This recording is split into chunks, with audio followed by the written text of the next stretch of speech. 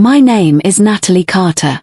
3 years ago, my husband looked me in the eyes and said something I never thought I would hear. I found someone better. His name was Adrian. We had been married for 8 years. When we met, Adrian was 27 and ambitious. He had a dream of becoming a successful businessman. I believed in him before anyone else did. While he worked during the day, I worked nights. When he wanted to start his first company, I emptied my savings account. When his first investor walked away, I sold the diamond bracelet my grandmother had given me. When his company was almost bankrupt, I convinced my own father to lend him money. Adrian always promised me the same thing. Someday, Natalie, I'll give you everything. I believed him. That was my mistake. One evening, Adrian came home wearing an expensive suit I had never seen before. He didn't kiss me. He didn't even look at me. He placed his wedding ring on the kitchen counter. I stared at it. "What are you doing?" He took a deep breath. "I want a divorce." I laughed nervously. "Why?" He answered without hesitation. "Because I deserve a better life." I felt my stomach drop. "What does that mean?" He looked away. "I'm seeing someone." "Who?" He finally looked at me. "Victoria." My heart stopped. Victoria Harrison. The daughter of Richard Harrison, the billionaire chairman of Harrison Global. She was beautiful, young, wealthy, and connected to everything Adrian had ever wanted. I whispered, "You're leaving me for her?" Adrian nodded. "She understands my world." I stared at him. "I built your world with you." He laughed. "You helped me." "Yes. But you never made me successful." Those words hurt more than the divorce. Then he said, "Victoria can open doors you never could." I removed my wedding ring, placed it beside his. Then go through those doors. The next morning, Adrian left. 2 weeks later, he announced his engagement to Victoria. Pictures appeared everywhere. Luxury restaurants, private jets, red carpet events, business magazines. The headline read, "Rising entrepreneur Adrian Carter engaged to billionaire heiress." Nobody mentioned me. Nobody knew I had funded his first company. Nobody knew I had worked behind the scenes. And nobody knew the biggest secret of all. Adrian's company wasn't actually his. 3 years earlier, when Adrian was struggling to get his company started, I had created a small investment company called Carter Holdings. It was supposed to be temporary. I used it to invest in Adrian's business anonymously. But the company grew. Then it grew again. Eventually, Carter Holdings began investing in technology companies across America. I became the majority owner. Adrian never knew. He thought the investors were strangers. He never knew his biggest investor was his wife. After our divorce, I changed the name. North Star Capital. I moved to New York. I built a team. I bought struggling companies, turned them around. And within 3 years, North Star Capital became worth $240 million.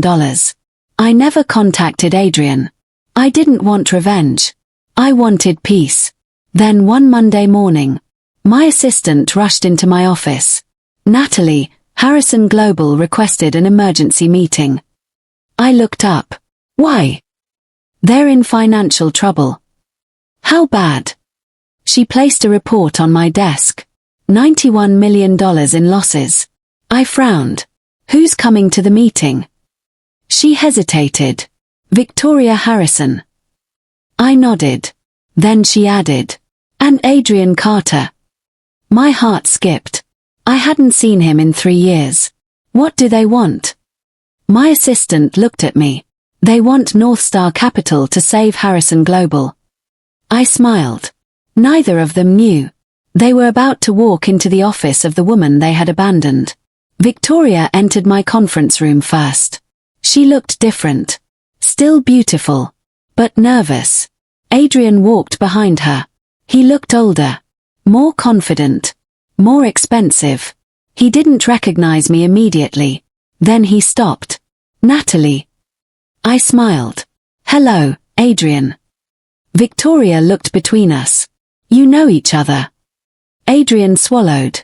She was my wife. Victoria's eyes widened. You never told me she worked here. I corrected her. I don't work here. Adrian frowned. What? I sat at the head of the table. This is my company. Silence. Victoria stared at me. You own North Star. Yes. Adrian laughed nervously. No. I looked at him. Why would that surprise you? You weren't a business owner. I smiled. People change. Victoria opened a folder. Harrison Global needs $100 million. I looked through the documents. You don't need $100 million. She looked confused. You need $160 million. Adrian's face changed. What? Your debt is larger than you've reported. I pointed toward the financial statements. You've hidden losses from your board. Victoria looked at Adrian. Is that true? He said nothing. I continued. Your company has 6 months before the banks begin forcing asset sales. Victoria whispered. Can you save us? Yes. Adrian stared at me. What do you want? I closed the folder. Control. Victoria looked shocked. You want our company? No.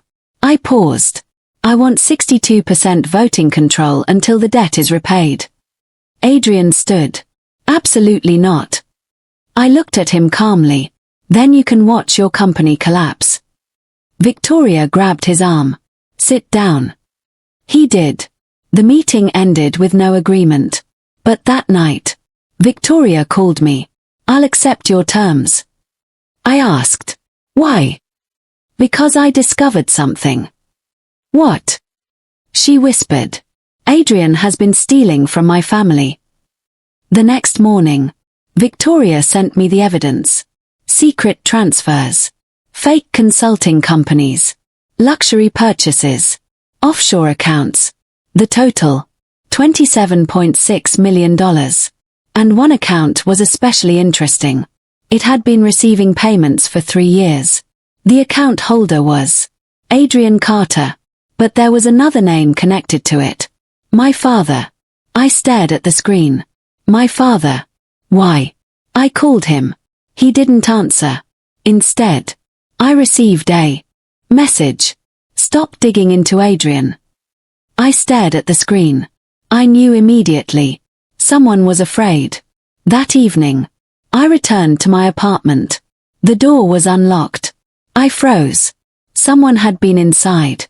My files were scattered across the floor. My laptop was missing. But nothing else was stolen. Then I noticed something on my desk. A photograph. It was a picture of me and Adrian from our wedding. Across my face, someone had drawn a red X. Underneath it were 4 words. You should have stayed gone. I contacted private security. Then I called Victoria. She came to my apartment. When she saw the photograph, she went pale. Adrian. I don't know. She sat down. I thought he was only stealing money. What else? She looked at me. I think he's trying to take Harrison Global completely. I stared at her. How? By creating a controlled bankruptcy. I couldn't believe it.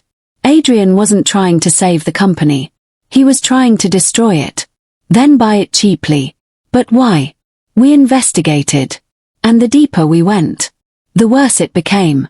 Adrian had been working with 3 executives inside Harrison Global. They were secretly transferring valuable contracts to a new company. A company that would belong to Adrian. But there was one problem. The largest contract was owned by North Star Capital. And North Star was mine. Then I found something shocking. The new company had used a fake investor. The investor's name was Carter Holdings. My old company.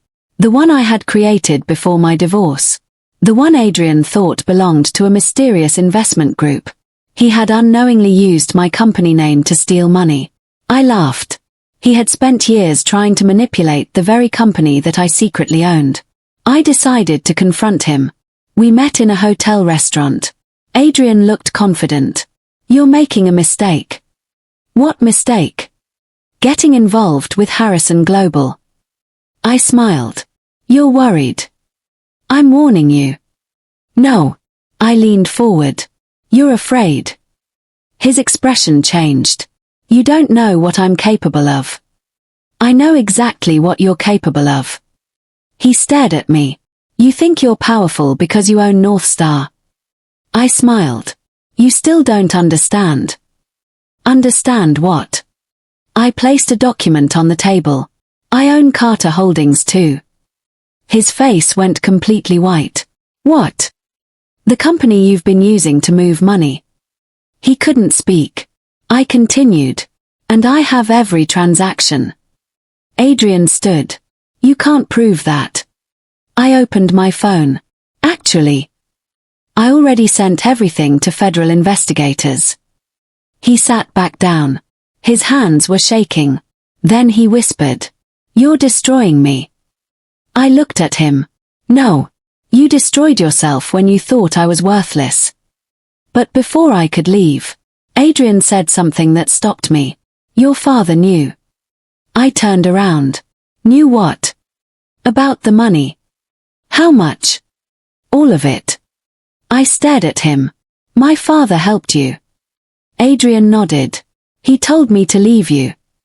My heart sank. "Why?" "Because he wanted your shares." I couldn't breathe. My own father had helped my husband betray me. Because he wanted control of my company. 3 days later, I called an emergency meeting. My father attended. Adrian attended. Victoria attended. And every major shareholder of Harrison Global attended. I walked into the boardroom. Nobody spoke. I placed a folder on the table. My father has been secretly transferring money from several companies. My father stood. "This is ridiculous." I pressed a button. The screen behind me displayed $43.80 million in secret transfers. Everyone gasped. I continued. Adrian helped him. Adrian looked at my father. "You said she didn't know." My father turned pale. I smiled. "That's the problem." I opened another document. I knew everything. The board chairman looked at me. "What do you want?" I answered. "I want the truth."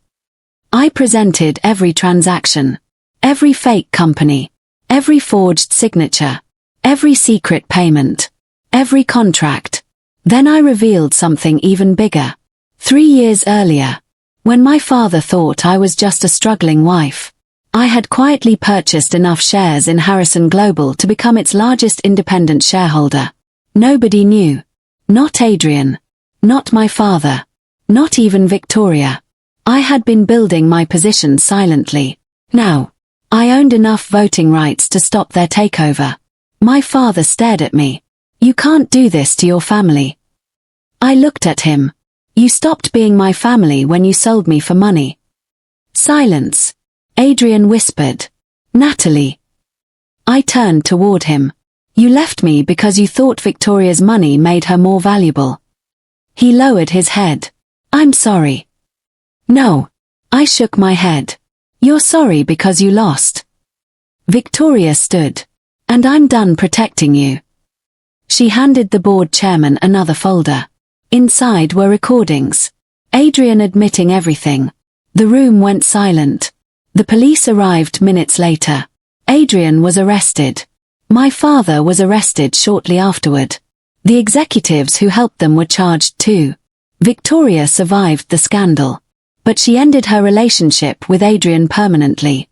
6 months later, Harrison Global survived. But the company changed completely. I became chairwoman. Victoria became CEO. And together, we rebuilt the company.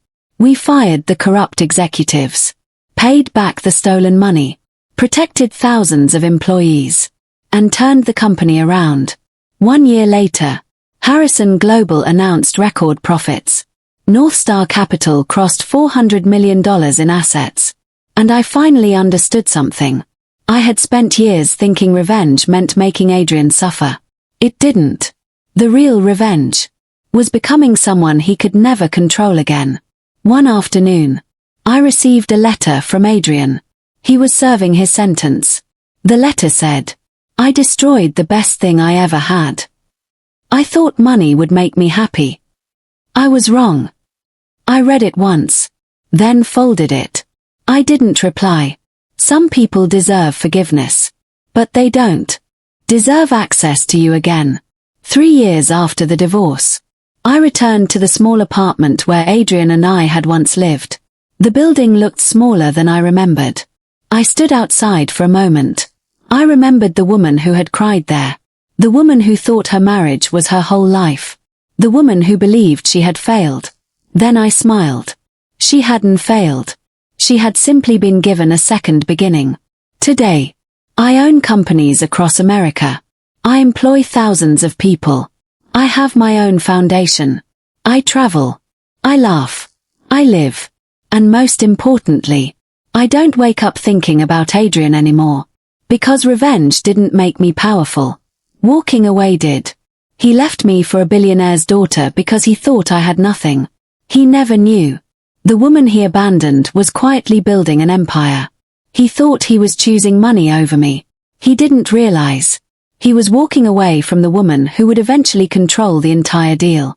And when he finally discovered the truth, it was already too late. I didn't destroy his life. I simply stopped saving him. And that was the most satisfying revenge of all.